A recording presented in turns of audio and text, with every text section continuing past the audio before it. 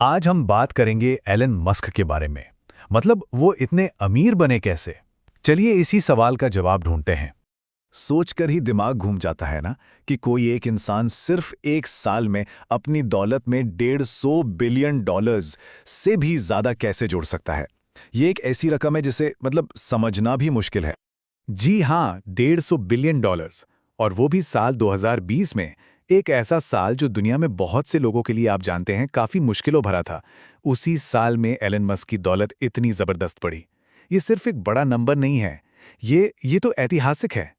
देखिए, 2020 की शुरुआत में मस्क की नेटवर्थ थी करीब 27 बिलियन डॉलर्स और वो दुनिया के 35वें सबसे अमीर इंसान थे। ठीक, फिर सिर्फ एक साल बाद वो 190 बिलियन डॉलर्स से भी ज्यादा की दौलत के साथ दुनिया के सबसे अमीर इंसान बन गए। और सबसे हैरान करने वाली बात पता है क्या है? 2020 में उन्होंने ऐसा कुछ भी अलग नहीं किया जो वो पहले से नहीं कर रहे थे। तो सवाल ये है कि ये जबरदस्त उछाल आया तो आया कहां से? तो हुआ कैसे ये सब? चले सबसे पहले एक बहुत बड़ी गलतफहमी को दूर करते हैं। ये जो पैसा है ना, ये उनकी सैलरी से तो बिल्कुल नहीं आता। देखिए, हम में से ज्यादातर लोग सैलरी और बचत से पैसे कमाते हैं, लेकिन अरबपतियों का खेल वो बिल्कुल अलग होता है। उनकी दौलत सीधे सीधे उनकी कंपनियों के स्टॉक वैल्यू से जुड़ी होती है।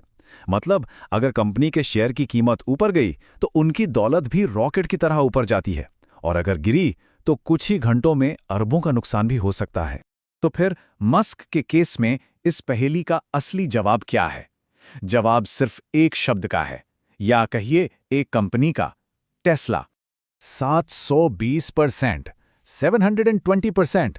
जी हां, 2020 में टेस्ला के शेयर की कीमत में इतनी जबरदस्त बढ़ोतरी हुई थी, और यही वो उछाल है जिसने सीधे सीधे एलॉन मस्क की नेटवर्थ को आसमान पर पहुंचा दिया।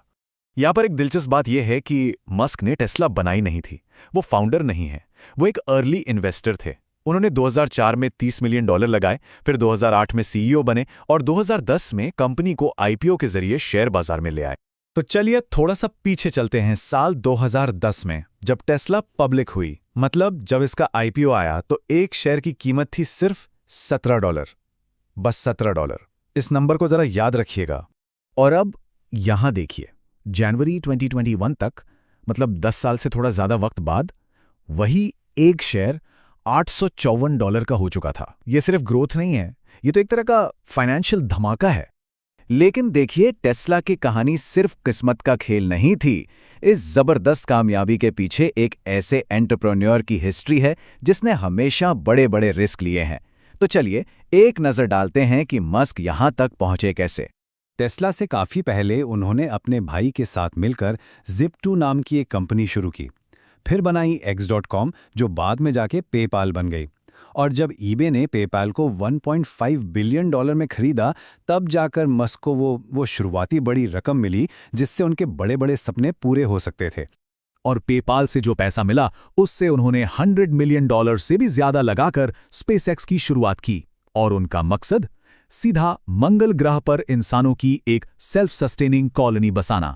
और हां, 2020 में स्पेसएक्स ने इतिहास भी बनाया जब वो स्पेस में इंसान भेजने वाली पहली प्राइवेट कंपनी बनी। चलिए अब वापस टेस्ला पर आते हैं, क्योंकि कंपनी की इतनी ज्यादा वैल्यूएशन को लेकर एक बहुत बड़ी बहस चलती है। क्या ये जो हाइप है वो सच है भी या नहीं?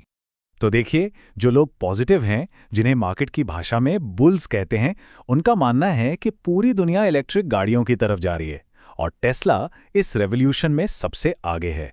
तो बस इसी फ्यूचर पोटेंशियल को देखकर इन्वेस्टर्स इसमें पैसा डाल रहे हैं। लेकिन दूसरी तरफ कुछ एक्सपर्ट्स को इस पर बहुत शक है।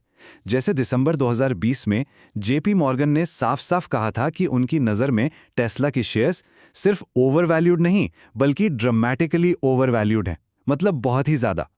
और सबसे मज़ेदार बात तो ये है कि खुद एलन मस्क ने मई 2020 में ट्वीट किया था कि मेरे हिसाब से टेस्ला के स्टॉक की कीमत बहुत ज़्यादा है। तो सवाल उठता है कि इस तरह की दौलत का असल में मतलब क्या है? चलिए इन अरबों की दुनिया की असलियत को थोड़ा समझने की कोशिश करते हैं। मस्क अक्सर खुद को कैश पुअर कहते हैं। अब ये सुनने में थोड़ा अजीब लग सकता है। इसका मतलब ये नहीं है कि वो गरीब हैं। नहीं, इसका मतलब ये है कि उनकी ज्यादातर दौलत कैश की शक्ल में उनके बैंक अकाउंट में नहीं पड़ी है, बल्कि वो कंपनी के स्टॉक्स जैसी चीजों में बंधी हुई है, जिन्हें वो अगर बेचने जाएं तो कंपनी को ही नुकसान हो सकता है। ये चार्ट इस बात को और भी साफ कर देता है। देखिए, उनकी करीब करीब 99% दौलत टेस्ला और स्पेसएक्स के स्टॉक्स में है, सिर्फ 1% कैश या दूसरी चीजों में। अब सोचिए, अगर वो कैश के लिए बड़ी तादाद में अपने शेयर बेचने लगें तो क्या होगा? शेयर की कीमत धड़ाम से नीचे आ जाएगी और उनकी अपनी दौलत भी कम हो जाएगी। तो फिर इस सारे पैसे का मकसद क्या है? खुद मस्क ने कहा है कि मेरा लगभग आधा पैसा धरती की समस्याओं को सुलझाने में मदद के लिए है और बाकी आधा मंगल पर एक सेल्फ सस्टेनिंग शहर बनाने में मदद करेगा। तो मतलब वो अपनी दौलत को इन बड़े बड़े लक्ष्यों को हासिल करने का एक जरिया मानते हैं। और एलन मस्क की ये पूरी कहानी हमें एक बहुत गहरे सवाल पर लाकर छोड़ देती है कि आखिर दौलत का असल मकसद क्या है, खासकर तब जब किसी के पास दुनिया को बदलने की ताकत हो। ये एक ऐसा सवाल है जिसका जवाब शायद हर किसी के लिए अलग अलग होगा।